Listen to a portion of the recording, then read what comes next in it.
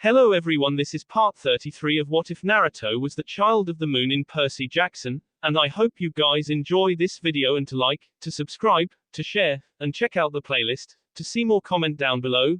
Now let's start the intro. They call me a god. They call me a god. They call me a god. Sasuke, an icy voice greeted as the said shinobi opened his eyes, already recovered from his previous fight. So, you've decided to make your move, the boy in question said while maintaining his calm demeanor. He was in his room, where he always rested in this mortal world. Usually the snake man always left him to his own devices, but this time the creepy man was in his room waiting for him to wake up. I believe you know the price of the power you sought, Sasuke-kun, Orochimaru simply said. It is simply time for me to collect. Orochimaru's mouth opened impossibly wide. His form fell to the floor like a piece of shed cloth, and in his place, a giant white snake composed of smaller snakes glared at him with fangs bared at him. Sasuke stood there unmoving and unfazed. He expected this day to come. But the offer of power from some kind of titan delayed his plans in favor of gaining some favor from this patron. And now, the day has come for the snake to strike. So you're here to make you move, Sasuke said. Without any warning, he found himself in another plane. Fleshy tendril danced around him, most were mounds of the same tendrils covering the countless bodies of Orochimaru's many victims. Most notably were the bodies of the snake man's latest vessel. One was a man with a strong chin, the form the snake took most of his training. One other was what looked was a woman, but that was all he could tell. Soon, it was his turn. The tendril wrapped around him. Another mound rose from the ground in front of him. It was Orochimaru. The Sharingan blazed to life. Those eyes, Orochimaru hissed at the sight of the Dujutsu. Finally. Line break. Annabeth placed her hand on the symbol on the door. Responding to the touch of a half-blood, the doors gave way. Together, the party entered the room. From the dark hallway, entering the room was murder for their eyes. The blashing sun shone through giant windows contrary to what you would expect from the heart of an underground dungeon. The workshop looked like an artist's studio with almost 10-meter-high ceilings with industrial lighting, polished floors, and workbenches. A spiral staircase led up to the second floor. Half a dozen easels displayed hand-drawn buildings of machines and buildings, with the sketches reminding him of Leonardo da Vinci's own masterpieces. Several laptop computers were laid out on tables. Glares of green oil that the demigods recognize as Greek fire lined a shelf. Several inventions were dotted around the room. One contraption was a chair with electrical lighting, looking like some kind of torture device. Another was a grandfather clock made of pure GL, allowing the viewer to see the gears turning inside. Yet another was what looked like a cocoon enough for a human to fit inside. And finally, several sets of bronze wings that Annabeth recognized from her dreams. Naruto and Percy looked at each other. Is this Adam ? Nah, they both said at the same time. There's no way comic book characters could exist, right ? The two girls ignored the reference that only the two boys could understand. These sketches, Annabeth's eyes lit up. The curves on these buildings. He's a genius. And an artist. Rachel followed up. These wings are a machingung. I see you've taken a liking to my inventions, a voice came from the staircase. 8 pairs of eyes turned to the voice and 6 widened at the sight, because standing at the staircase was their new sword instructor, Quintus. You. Annabeth growled. What have you done with Daedalus ? Instead of being on guard, a smile graced the sword instructors. Trust me, dear girl, you would not want to meet him. Look, Mr. Traitor. I didn't fight a Cyclops jailer, get captured by a rancher, and get chased by a giant in that death maze just to see you here. Now, where is Daedalus ? Quintus descended the stairs, unfazed by the rant of the irate room. He was still dressed in his counselor's camp half-blood shirt with casual jeans and boots. This seemed like an insult now that the camp had found him out as a traitor. You think I am working for the forces of Kronos ? He asked his former students. It would make sense if you think about it, Naruto answered. Luke mentioned you. Jiren was aware of you. You were skulking around the entrance to the labyrinth at Zeus's fist. But what are you after ? Good theory, my shinobi friend, but the answer is simple, he praised Naruto. I only work to further my own interests. I've been almost everywhere, met different people. He walked past the demigods like they were of no threat at all. Do you like this view? It changes every day. Yesterday, it was from a skyscraper overlooking. The other day, it was a view of Lake Michigan. Just this week, it was from the eyes of one of the heads in the Hokage Monument. Another time, it was from the buildings in the hidden cloud. Right now, we are in Colorado Springs. The labyrinth can traverse dimensions now? Annabeth raised an eyebrow. I was surprised as you were when I first found out, he said. I was even able to chat with a white-haired shinobi that reminded me a lot about your current counselor. Dimensions? Rachel asked. What is this? Are we talking about sci-fi now? No, it is most definitely not fiction. Quintus shook his head. Ask your dimension-hopping friend over there. As for Daedalus, if you haven't guessed yet, I am Daedalus. What? Were the shocked responses of the demigods. But you're a swordsman, not an inventor. Percy tried to argue. My friend, I am both. I am also a scholar. I play basketball pretty well for someone who started practicing at 2,000 years old. A real artist must be good at many things. Quintus explained. But you don't even look like Daedalus, Annabeth said, still not believing the sword instructor's words. Unless. I see you've finally realized the truth, the swordmaster smiled. Quintus, 5 in Latin, I see, Naruto muttered to himself, something that did not go unnoticed to the owner of the labyrinth. Very good, this is my 5th body, the now revealed Daedalus nodded. He held out his forearm and pressed his elbow. A rectangular hatch of skin opened revealing bronze gears and wires. You're an automaton, Percy pointed out. That's a Mashingung, Rachel praised. An astute observation, Daedalus said. Though, I prefer to be called a genius. So, you've figured out a way to transfer your animus into a machine? Annabeth spoke. That's not natural. Oh, it is still me, my dear. I am very much Daedalus. Our mother makes sure I never forget. He tugged the back of his shirt revealing the dark shape of a bird grafted into his skin. A murderer's brand, Annabeth pointed out. Hey, didn't you push your nephew off a tower or something? Percy remembered. I most certainly did not. Daedalus's face darkened. I simply made him lose balance and let him die, Naruto continued for the 1,000-year-old man. What difference does it make? After all the years I've been alive, I have never stopped regretting what I did. I was angry and bitter. I cannot take it back. After all, this brand is a reminder of my sin. No matter what form I take, the brand never lets me forget. His eyes showed the eyes of a weary man, full of genius and intelligence, yet full of sadness just the same. But the question still remains, why spy on both sides? Naruto asked. Both sides? Percy asked. He's a triple agent? Naruto nodded. You've spoken to Luke, haven't you? Oh, several times, Daedalus confirmed. He can be very persuasive. But still, that begs the question, why have you spied on us and the other sides? You have a good reason, I presume? Naruto questioned. To know which side is worth aiding, Daedalus answered simply. Then after visiting camp, you should know that we really need your help. Annabeth pleaded. I wouldn't be so sure. As you know, I have spent millennia hiding from death, from the gods. Daedalus argued. I have listened to his side of the story, and I cannot help but see his point. And even if I wanted to help, I have relinquished control of the maze. I may be the creator, but the maze is free to grow on its own now, which is probably why its reach managed to pierce through dimensions and allow access to the elemental nations. But why did you give up control of the maze? Percy asked. It's probably one of your greatest inventions. It is the price I paid for privacy, Percy, he responded. Privacy from what? The gods and death, naturally. After being branded a murderer, I have been hiding from them for 2 millennia. From death? How can you hide from the god of death, himself? They may be gods, Percy, but they are not all-knowing. They do not see everything. A clever man will be able to hide for quite a long time.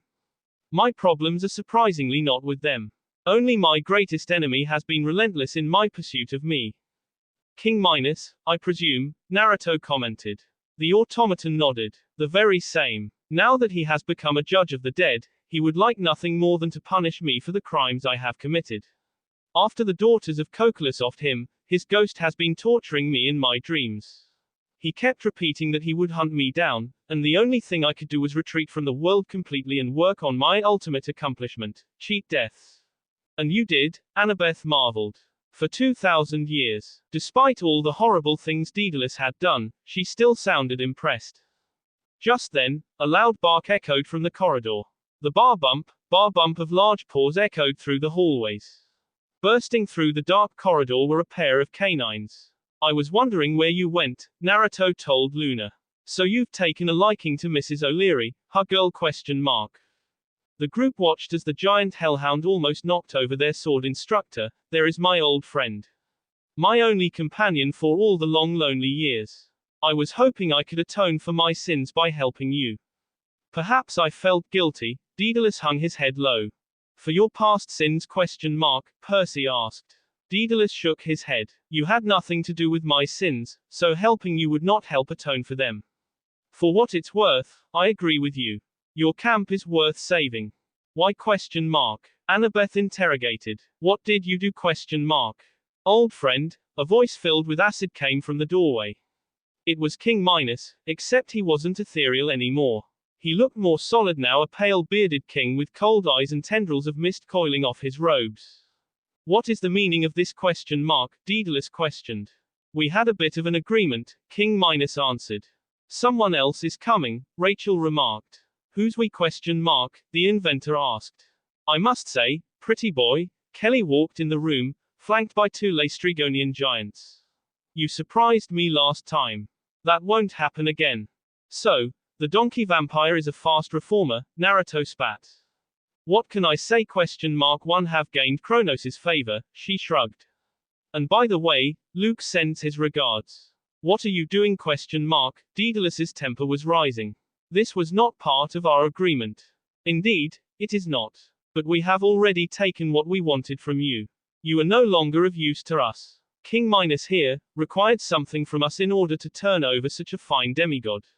Kelly explained. Naruto perked up. You're not talking about who I think it is. Oh, I think we both know who I'm talking about, Kelly smirked widened. He came quite willingly. Oh no Tyson, Grover, Percy said in worry. Naruto. Percy. Nico's voice screamed as he was flung into the room, hands and feet bound.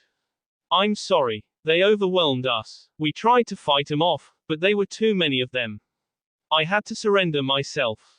It's okay, Naruto's voice was calm. You did your best. Are they okay ? Percy asked. Nico nodded, calming the son of Poseidon's nerves. Without turning to Daedalus, Naruto threw a question at the inventor, anger in his tone. Was this what you wanted ? Was this what you expected would happen when you made that deal ? I didn't, the deal was so, the son of Athena was at a loss of words. Tempting ? Enticing ? Naruto pressed. Yes. Naruto inhaled deeply. He felt the chakra from Colorado Springs slowly enter his system, mixing with his own system. He was surprised it was more potent than when he tried absorbing energy in the city. As he felt the sage chakra merge in his own system with another sinister chakra from a beast preying on his emotions, he asked, calmer now. Tell me Daedalus, before we go fight for our lives here, what would Icarus think of your choices ? Daedalus widened his eyes at the question. He couldn't answer. With that, the action decided to ramp up. Rachel, the wings. Percy ordered. The clear-sighted mortal scrambled for the wings. The monsters ignored her. Luna rammed herself into Kelly's stomach and bared her fangs at the downed Empusa. Kelly knocked her aside, standing up and meeting Annabeth and Percy in her donkey vampire form. Mrs. O'Leary chomped into the arm of a giant, causing him to wail in pain. Naruto engaged the second giant, surprising him with the force of his punches. Amidst the chaos, Minus raised his hands. Around them, the spirits of the dead raised themselves from the cracks in the ground at his beck and call. Somehow, Nico broke free of his restraints. He stood up to meet the judge of the dead and ordered him to stop.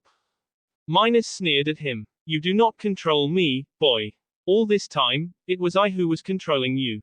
I admit I fooled you into thinking your sister was dead to trick you into reviving her, but she was not the goal all along. I will return to life once again. The spirits of the dead were now surrounding the old king of Crete, taking the form of soldiers of his former kingdom. Nico stood steadfast. I am the son of Hades. Be gone. Minos laughed. I am not your mere spirit, boy. For I am the lord of spirits, the ghost king. Nico drew his sword. No, I am. He stabbed his black blade into the floor and cleaved through the floor like a hot knife through butter. Never. Minos hissed. I will not. Despite the former king of Crete's protests, his form rippled. The ground rumbled. Windows cracked and shattered into pieces. A fissure opened up, swallowing the fully formed spirits with a horrible wail. Nico stared at the void in contempt as he watched the ghost who tricked him get banished back. A loud crash broke Nico out of his concentration. One of the giants flew through numerous inventions after being thrown by Naruto. He was already battered from the blows.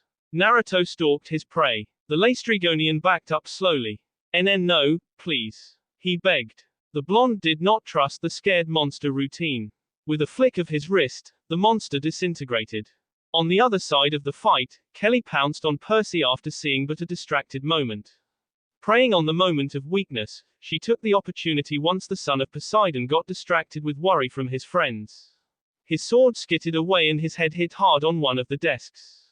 His eyesight went fuzzy for a second. The monster cheerleader, though, savored her moment of triumph. You will taste delightful, Kelly cackled in glee. She bared her fangs for a bite, but her body suddenly went rigid, then started hissing with yellow vapor. Hopefully you stay down for good this time, Annabeth said, as she pulled her knife from the monster cheerleader's back. The fight was just about over. Daedalus and Mrs. O'Leary were finishing the last of the giants. Naruto joined them, and Rachel just about finished fitting a set of wings for herself. She was just about done fitting Nico with his. Hurry, get the wings on, Rachel said with urgency. There's more of them coming. Now, what will you do? Naruto asked the inventor. First, I would like to say I'm sorry, he said.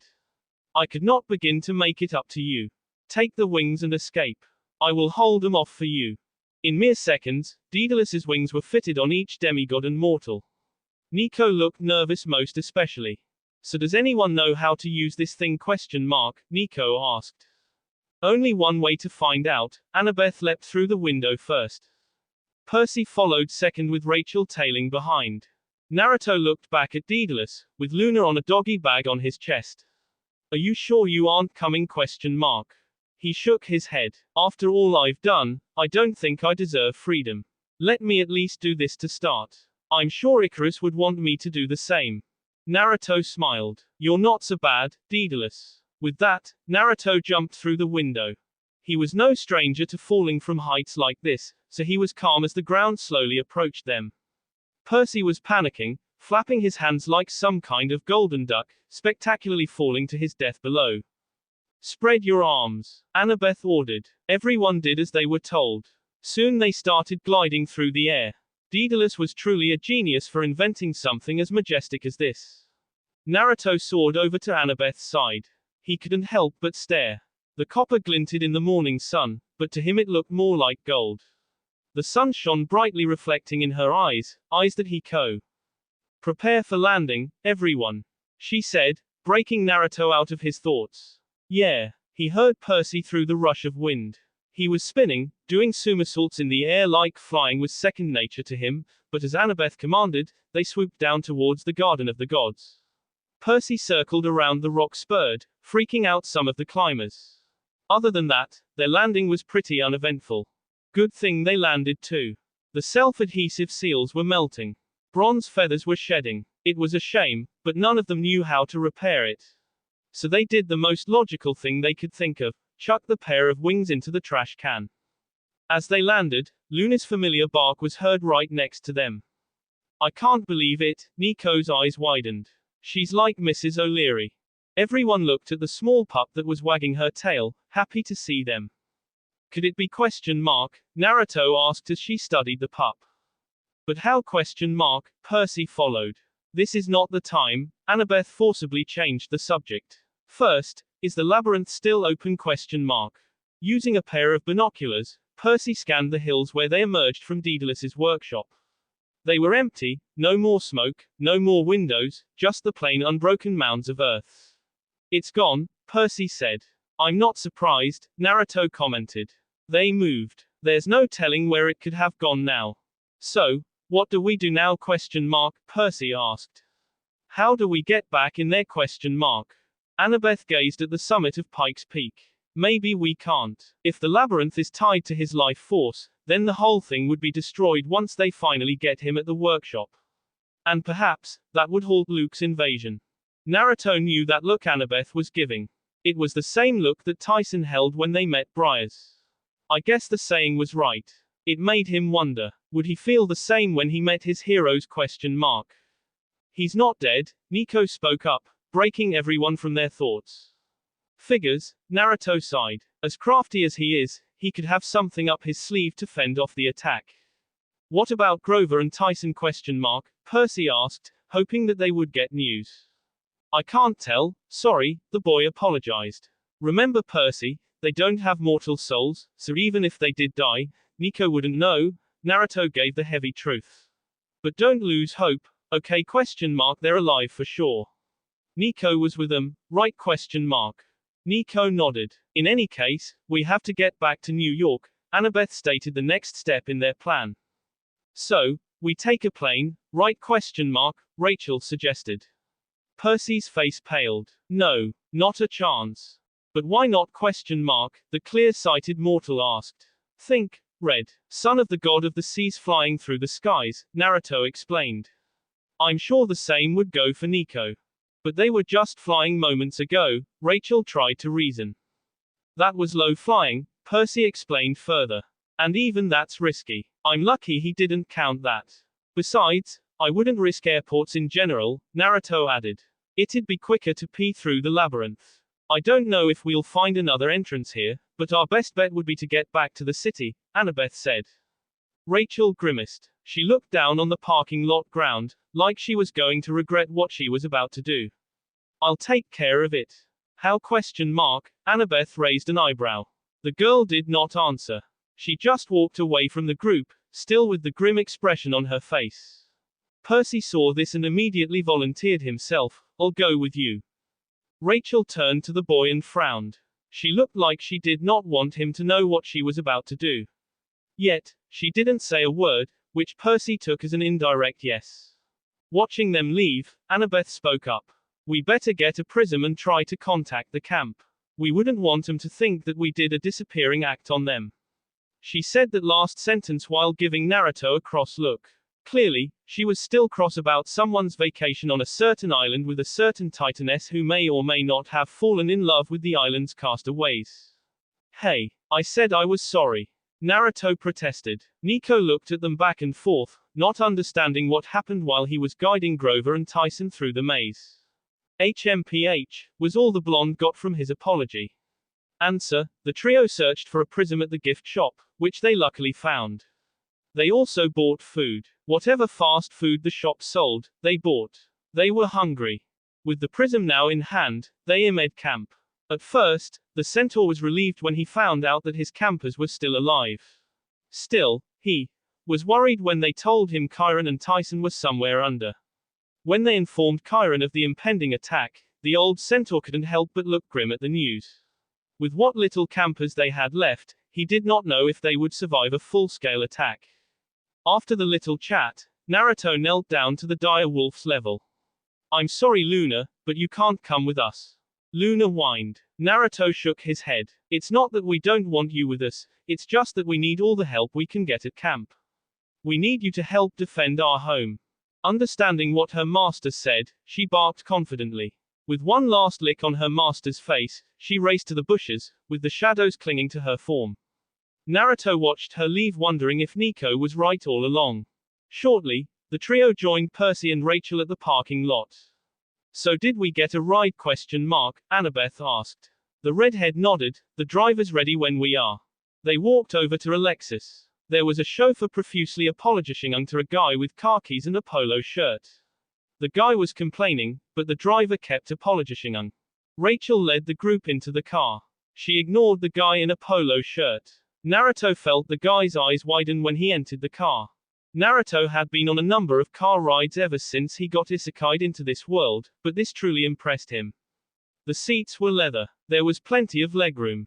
The back seat had flat panel TVs built into the headrests and a mini fridge stocked with bottled water, sodas, and snacks. Naturally, they started pigging out, even if they did eat from the park gift shop. Where to, Miss Dare? The driver asked. I'm not sure yet, Robert, she answered. Just drive through town and I'll tell you when. Whatever you say, miss. He did what he was told even if the request was as odd as this. A minute later, they were cruising down the road. Do you know him? Percy asked. No, Rachel preferred to leave it at that. But Percy pressed, but he dropped everything to help you. Just keep your eyes peeled, she said with finality, clearly implying this was the end of the discussion. Help me look. With that, they drove through Colorado Springs. For half an hour, they saw nothing that the clear-sighted mortal could consider an entrance to the labyrinth. But Percy couldn't concentrate, his mind kept going back to think about who Rachel really was and why she didn't want to answer his questions. After another hour, they were giving up on looking through Colorado. They decided to move to Denver, hoping that they would have better luck in a bigger city. But, as luck would have it, Rachel bolted upright. Get off the highway. Pardon, miss? Get off here. I saw something. The driver swerved across traffic and took the exit. What is it? Naruto asked. What did you see? To the demigods, they saw nothing but hills, glands, and some farm buildings. But Rachel saw something differently. She had the driver pee through an unpromising dirt road with the only sign saying, Western Museum of Mining and Industry. For a museum, the place looked uniform. It was just an old house like an old-fashioned railway station with some drills and pumps and old steam shovels on display. As they got off the Lexus, Rachel pointed to the distance, at an old abandoned mining shaft. Are you sure? Naruto asked. Trust me, I can see it. Okay? Rachel said. She, then, thanked the driver. Are you sure you'll be alright, Miss Dare? The chauffeur asked. I'd be happy to call your. No, Rachel said abruptly. No, thanks Robert, but we'll be fine. As the driver sped off, they trudged up the hill towards the direction Rachel was pointing. With the museum being closed, nobody stopped them as 5 adolescents were approaching a mine shaft that may or may not have collapsed or may be at the verge of collapsing. At the entrance, the door to the shaft was padlocked, but there, on the lock itself, was unmistakably, the mark of Daedalus. Annabeth touched the lock, causing the chains to fall away. Then, after a bit of elbow grease, they once again plunged through the deadly maze. As soon as they delved into the darkness, the dirt walls turned to stone. The labyrinth twisted and turned, split off, and basically tried to confuse them, but Rachel was on point. With the destination in mind, she led the way. Even when the tunnels offered a choice, she barely even paused to think. She was quiet the entire time. Surprisingly, Annabeth was able to strike up a conversation. It started with her background, but as when Percy asked, she was evasive. So, the conversation shifted to architecture, and it turns out that studying art gave her a basic knowledge of the subject. That left the 3 boys alone to talk in their own world. Hey, sorry you had to surrender yourself to Kelly and her minions, Naruto apologized. It's no big deal, Nico shrugged it off. It was my choice. Honestly, I'm kinda thankful that they brought me to the workshop. Is this about the soul for a soul thing? Percy asked. Bianca mentioned you were after some kind of soul. I thought it was either me or Naruto. Nico shook his head. Minus was not after either of you. He was particularly after one's soul. He is right, of course. So, how were you all this time? Naruto asked, getting the chance to. I regret it. It was hard having only the dead for company. As a son of Hades, all I could count on were the dead. Just as my brothers before me, the living do not respect me. Nico said. Percy stared at the young boy. He had changed a lot since the former king of Crete started manipulating him. He had gotten almost scary. He had his father's eyes, that intense, manic fire that made you suspect he was either a genius or a madman. In any case, he knew that Nico could be trusted, those prejudices against the spawn of Hades be damned. We're sorry to hear that, the son of Poseidon apologized. When we get to camp, you'll be able to be with Bianca again and make friends. If we hold off the attack. Don't be so negative, Naruto chided. Of course, we'll be able to hold them off. What makes you so positive? Nico asked. Naruto shrugged. I wasn't always like this, ya know. I used to hate everyone in the leaf. I could have easily turned into Luke. It wasn't till I met this little kid that got me into mischief that I broke out of my hateful phase. I try to remember it, but even that part of me is hazy. By the way, how is Bianca? Nico changed the subject. Oh, she's doing alright, Percy answered. She's training hard. She is starting to hold her own in fights. But the thing is, no one knows how to teach her about her powers. Nico's eyes lit up. I'll teach her what I know. Finally, I get the leg up on her. Naruto and Percy chuckled at Nico's antics. His old personality comes out once in a while. Don't get me wrong though, the boy loves her sister. She just hates that she could be bossy sometimes. Oof. In the moment of the conversation, Percy failed to notice that the girls stopped, allowing him to run into Rachel, who was staring at one direction. They had stopped at a crossroads. The tunnel continued straight ahead, but a side tunnel teed off to the right, a circular shaft made of volcanic ash.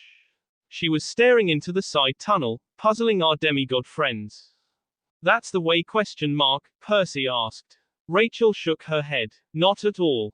Then why are we stopping? Annabeth clarified. Listen, it was Nico who answered. It was then where Percy stiffened. The breeze blew through the tunnel. And it was the aroma that scared him. The scent brought out bad memories. Eucalyptus, he muttered. The redolent odor made Annabeth slowly slip her hand into Naruto's. She almost lost something important that day. What surprised her too was Naruto's hand. It was cold and clammy, like it scared him too. At the touch of the blonde girl's hand, the boy calmed down a bit. No doubt about it, Naruto finally spoke. Mount Othries. I feel something evil down there, something powerful, Rachel said. Maybe just Atlas, Naruto guessed. And the smell of death, Nico added. Maybe not, Percy shot down Naruto's idea. I'll check it out, he then volunteered. Are you crazy? Naruto questioned. Look, Luke could be there, the son of Poseidon argued. Or Kronos. I have to find out what's going on? Annabeth hesitated. Then we'll all go. No, what if they got Nico or Rachel? He could use them, Percy urged. I'll go, Naruto offered. We'll be quick. Annabeth took out her Yankees cap. At least take this. Percy put on the cap. Naruto activated his camouflage technique. Soon, they were both on the way. Even before they left the tunnel, the growls and barks could be heard, the sea demons, the telekines. We have salvaged the blade, one said. The master will still reward us. Yes, yes, a second shrieked. Rewards beyond measure. Yeah, that's great, a human voice said. Now if you're done with me. No, Half-Blood, a telekine stopped him. You will help us present the blade. It is a great honor. Gee thanks, the Half-Blood said. Wait, that voice, Naruto recognized. He was from the Hermes cabin. Percy racked his brain trying to remember, listening to the voice. The undetermined kid? The guy with an eye patch? Naruto nodded. With that, the pair crept to the end of the tunnel. A blast of cold air hit them as they emerged. Again, they stood atop the new base of operations of the Titans. Around 6 meters down, a pair of telekines were placing something long and thin on a piece of rock. Careful, fool, the telekine scolded. One touch and the blade will sever your soul. The now identified Ethan swallowed. Maybe I'll let you unwrap it. As the two boys watched the events proceed, the sky swirled into a huge funnel cloud, the symbol of the sky trying to embrace the earth. Atlas was nowhere to be seen, but his groans could be heard in the distance as he labored under his burden. There, a telekine said. Reverently, he lifted the blade. The sight of the weapon was enough to turn even Naruto's blood to ice. It was a scythe, a 6-foot-long curved blade with a wooden handle wrapped in leather. The blade glinted in 2 colors, steel and bronze. It reminded Naruto of an old enemy's weapon of choice. There was no mistaking it. It was the same blade responsible for slicing the god of the sky to pieces. Now the weapon was reforged. It must be sanctified in blood, the fish child stated. And you, half-blood, will present it to our lord when he awakens. Without thinking, Percy ran towards the fortress. Dashing through the dark foyer, he ped through black marble statues depicting the titans who ruled before the gods. At the end of the room, between two bronze brashingers lay a golden sarcophagus, its lid more intricately designed than the body, and in the middle, inscribed in a language older than even ancient Greek, was the name of the commander of the enemy forces. He drew his trusty blade, giving but a sliver of comfort to his pounding pulses. He approached the dais, slowly, determined to stop the war before it even began. As soon as his fingers touched the coffin, they turned blue. Frost gathered on his fingertips. To make matters worse, the voices of the telekines could be heard approaching. It was now or never. He pushed back the lid with a whom. The voice halted, followed by two quiet thuds, giving him more confidence, but what he saw made his mind go haywire. Instead of the Time Lord in the coffin, there lay a mortal, dressed ordinarily, grey pants and a white t-shirt. One piece of his chest was missing, a clean black hole the size of a bullet where his heart should have been. His skin was pale. His hair was blonde, and there was a scar that ran along the left side of his face. It was Luke. Percy froze. Despite all the shit that Luke had done to the camp, he couldn't bring himself to bring his blade down on the man he once idolized. He was in so much shock that his body couldn't move. The footsteps stopped on the doorway to the room. Where the hell did they go? The familiar voice of the half-blood muttered. Oh no. He rushed to the sarcophagus in a panic. He studied his master and found that, other than the bullet hole, there was nothing wrong with his body. That gave him a sigh of relief. But it got him thinking. What did they mean when they said that he still requires me? Does he mean to off me, or? He knelt in front of the coffin. Lord Kronos, I am your newest recruit. Wait. The man with the eye patch looked around, surprised that there was anyone else in the area. Intruder. The boy shouted to any allies around. No, wait, I'm a friend, Percy tried to reason. We were bunkmates, remember ? The boy's eyes narrowed, trying to remember who the hell this intruder was. Then, he finally remembered. You, Mr. Big Shot. So what do you want with a lowly, underdetermined, like me ? It's not like that, Percy pleaded. Kronos is going to destroy us all once he revives. Help me destroy him. No. Easy for you to speak when the gods provided you with everything. What have the gods ever done for us? Percy ? Do you even know why I wear this eye patch ? Percy couldn't speak. See ? You have nothing to say. Kronos was right. Turning to the sarcophagus, he bowed reverently. Lord Kronos, I, Ethan Nakamura, pledge my allegiance to you. I renounce the gods and everything they stand for. With his declaration, the building rumbled. A wisp of blue light rose from the floor at Ethan's feet. It drifted towards the coffin and began to shimmer, like a cloud of pure energy. Then, it descended upon the sarcophagus and completed the final piece needed for the Titan Lord's resurrection. Shortly, Luke bolted upright. It was Luke's face all right, but his eyes glowed pure golden light. His eyes fell upon Ethan with the curiosity of a newborn baby. His eyes then scanned the room until they met with Percy's own. A smile of recognition crept into Luke's face. We meet at last, Percy Jackson, he spoke with Luke's voice, sharp like a razor blade. Although, there was another voice underneath, something horrible, something ancient and cold. Do you like my new form ? Percy was still speechless. He couldn't move either. The Titan Lord threw his head back, laughing. The scar on his face rippled. Luke feared you, boy, the Crooked One said. His jealousy and hatred had been powerful tools. It kept him obedient. For that, I thank you. Finally finding the nerve to fight, he lunged and plunged his blade straight to the thing's chest. To his shock and horror, the skin deflected his sword like it was made of pure steel. He looked at Percy with amusement. Then, with a flick of his wrist, he flew across the room.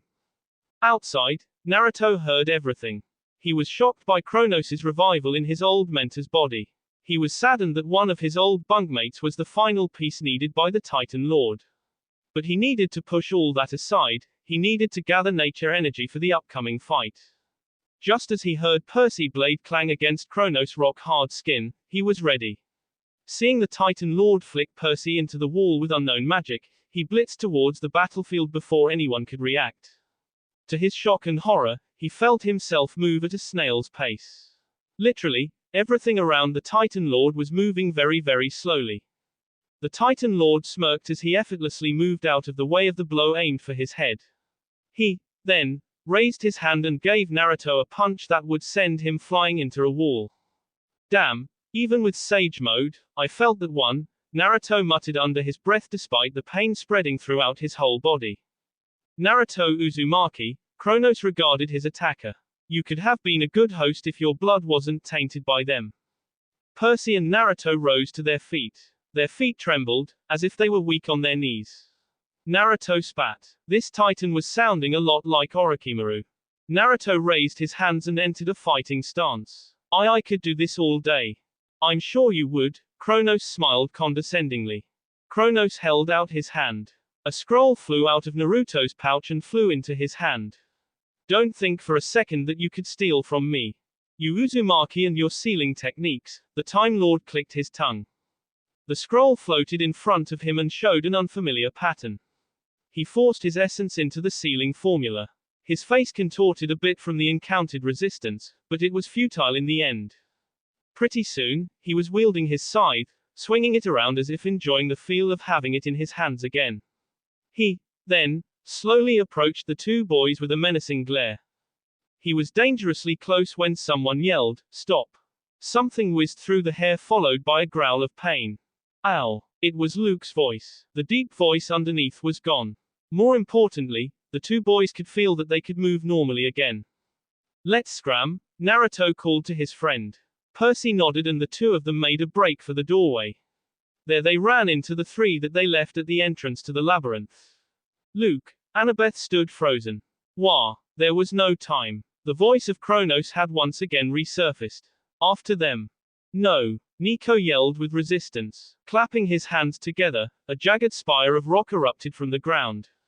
The tremor it caused was so powerful the columns crumbled and the building came crashing down.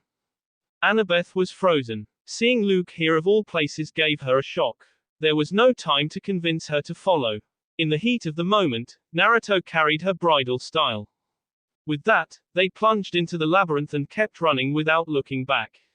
They kept running until they couldn't no more. They only stopped when they were in a tunnel of white rock. There were no pursuers behind them, but they still did not feel safe. Percy and Naruto couldn't help but shiver at the memory of Luke and his deep, sinister voice. I can't go any farther, Rachel gasped, hugging her chest. Naruto set Annabeth down onto the cold floor. She had been crying into the blonde boy's chest. The boy set her down gently onto the cavern floor. She, then, curled up into a ball and hugged her feet. Her sobs echoed in the tunnel. That sucked, Nico said as he, himself, plopped down on his bottom. Nah man, that was awesome, Naruto praised. You saved our lives. You were taking too long, the boy rubbed his cheeks. Even if he did change, a little of his old personality was still there. The girls believed you would mess things up somehow. Hey, Percy protested. In our defense, that's not our fault. What happened, Tita Luke, Annabeth finally spoke in between her sobs. It's Kronos, Percy said. He explained everything he saw. He relayed the events of Ethan Nakamura and wisp of light that entered the body of their old friend. That can't be true. Annabeth widened her eyes. I'm sorry Annabeth, Percy apologized. But he's gone. He's not, Annabeth said in denial of the events that happened. When the hairbrush hit him, for a second, Luke was there. I'm going to have to agree, Naruto sided with Annabeth. He turned to Annabeth, I didn't know Luke before meeting him, but you do. So, I'm going to trust you. If there's even a sliver of hope that he's in there, then there's a chance that we could save him. But Percy tried to argue, but Naruto shook his head. Annabeth stared at him in awe. Naruto always had a way with words, words that could touch the heart of many. She lunged at him and wrapped him in a hug. Naruto. She sobbed into Naruto's face. Naruto caressed his friend's hair. Percy smiled. Hey, Annabeth, I'm sorry, he spoke up. Annabeth looked up from Naruto's chest. It's okay, sorry I snapped at you. This is good and all, but we need to move, Nico interjected. They all rose to their feet. So, where to ? Rachel asked. Back to New York ? Naruto nodded. In the next direction they took, Naruto and Percy froze. Near them, the beam of light fixed onto a clump of red fabric. It was a rasta cap, a very familiar rasta cap. Percy's hand trembled as he picked up the fabric. It seemed trampled by a muddy boot. After all they've gone through, they couldn't bear the thought of what happened to Grover. We're following them, Percy decided. But the camp, Nico pointed out. There's no time. Those who abandon their friends are even worse than scum, Naruto muttered under his breath, a lesson that was etched into his very being. Let's follow them. They forged on ahead, bracing for the worst. The tunnel was treacherous. It sloped at weird angles and was slimy with moisture. Half the time they were slipping more than they were walking. Finally, at the end of the slope, they found themselves in a large cave with huge stalagmite columns. Through the center of the room ran an underground river, and Tyson was sitting on the banks. Tyson, Percy called out. He was relieved to see his brother and friend. Percy. Tyson's eyes widened as he saw the rest of the party. Then his eyes widened when they fell to Nico. Nico, you're okay. I'm sorry for worrying you, Nico said. Anyway, what's going on? Why did you stop here? Right, Tyson got back to the matter at hand. Come quick. The group rushed over Tyson, who showed him to Grover, who was lying limp on the ground.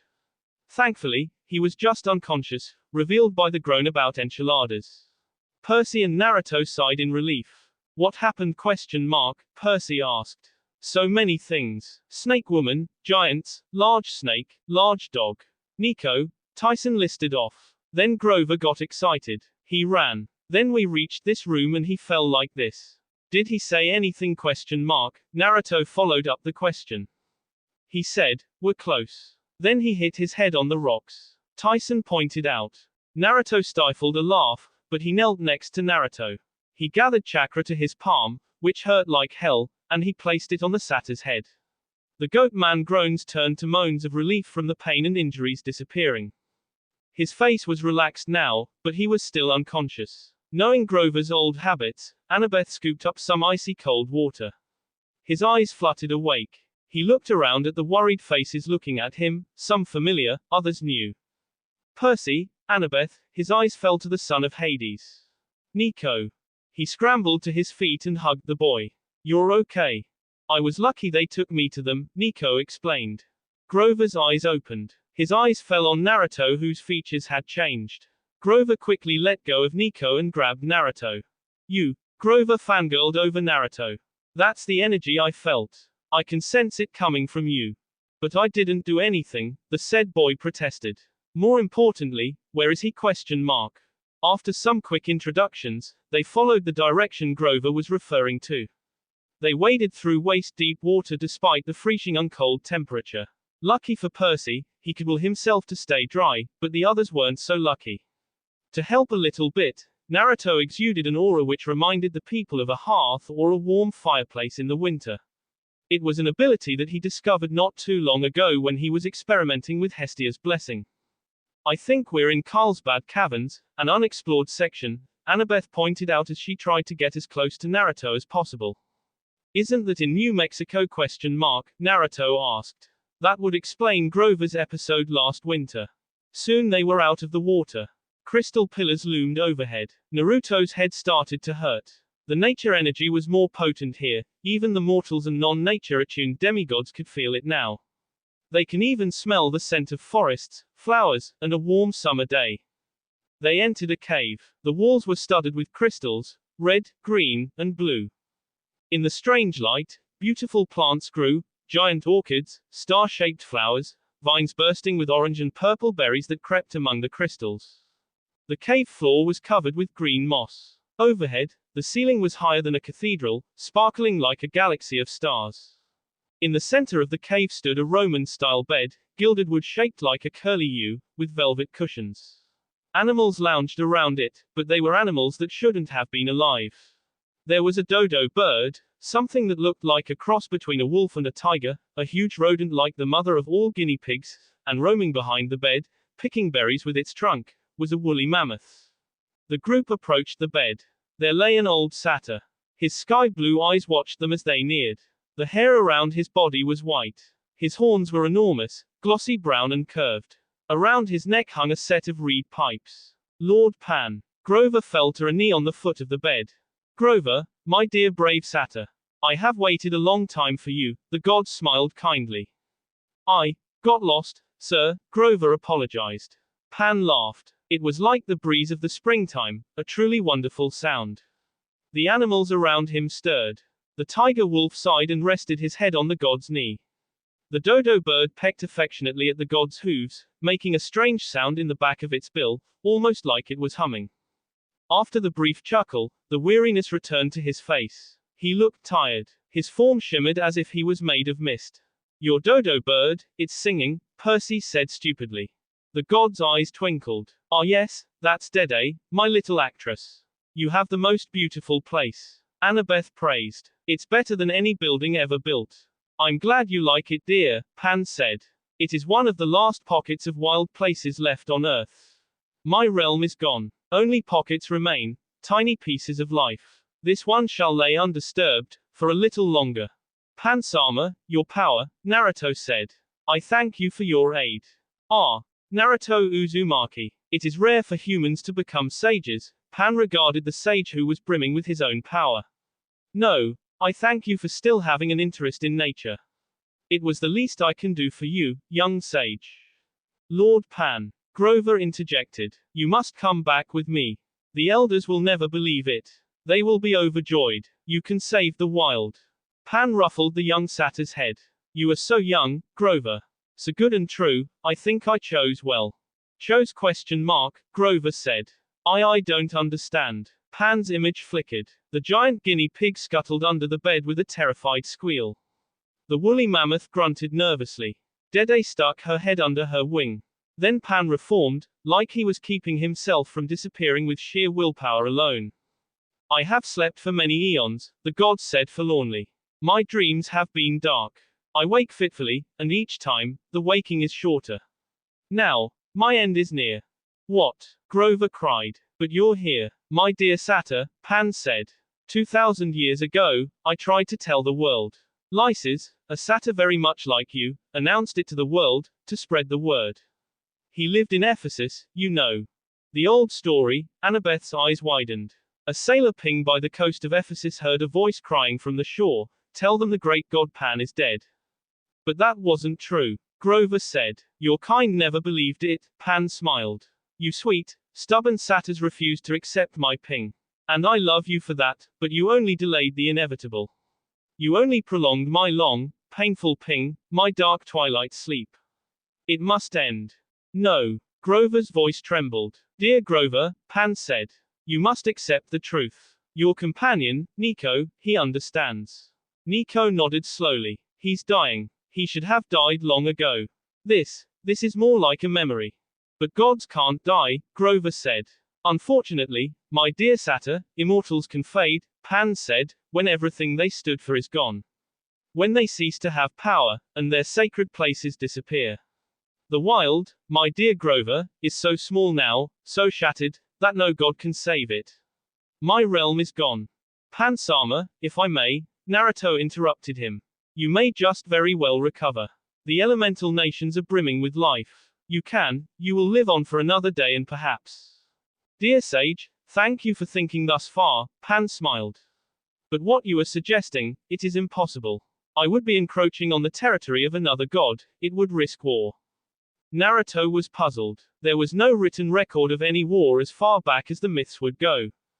But, I must go, Pan affirmed. And as my dying wish, I need you to carry a message. You must go back to the council. You must tell the satyrs, and the dryads, and the other spirits of nature, that the great god Pan is dead. Tell them of my ping. Because they must stop waiting for me to save them. I cannot. The only salvation you must make yourself. Each of you must take up my calling. His eyes scanned the humans in the room. The group watched in mourning at the exchange. It was then Naruto realized that he was not only telling this to Grover but to all of them, both half-bloods and humans alike. Percy Jackson, the god said. I know what you have seen today. I know your doubts. But I give you this news, when the time comes, you will not be ruled by fear. He turned to Annabeth. Daughter of Athena, your time is coming. You will play a great role, though it may not be the role you imagined. Then he looked at Tyson. Master Cyclops, do not despair. Heroes rarely live up to our expectations. But you, Tyson, your name shall live among the Cyclopes for generations. It was Naruto's turn. I sense great power within you. Do not fear it. This power is not evil, only misunderstood. Soon, you will know what I mean. As you come to terms with your own power, receive my blessing, as my great aunt Hestia had done. And Miss Rachel Dare, Rachel flinched when he said her name. She backed up like she was guilty of something, but Pan only smiled. He raised his hand in a blessing. I know you believe you cannot make amends, he said. But you are just as important as your father. You are destined for great things. I know it might not seem like it now, but the opportunities will present themselves. Do not falter. Quote. Rachel faltered. A tear traced her cheek.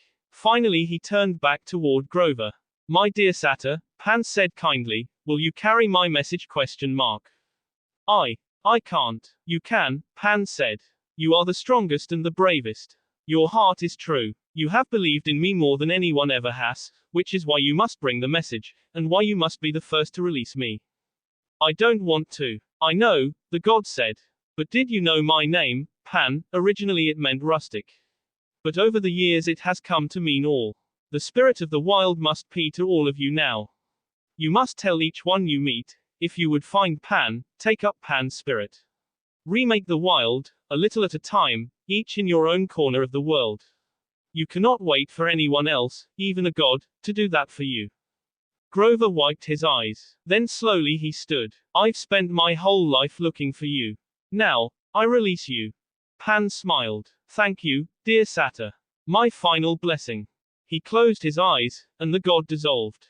White mist divided into wisps of energy. It filled the room. A curl of smoke went straight into everyone's mouths. The animals gave our heroes a sad look. Dede the dodo sighed. Then they all turned grey and crumbled to dust. The vines withered, and pretty soon, they were alone in a dark cave, with an empty bed. Percy switched on his flashlight. Grover took a deep breath. Are you okay? Naruto placed a comforting hand on his shoulder. He looked older and sadder. He took his cap from Annabeth, brushed off the mud, and stuck it firmly on his curly head. We should go now, he said, and tell them. The great god Pan is dead. That will be all for this video. Be sure to like, subscribe, share, and comment down below for more videos. Goodbye.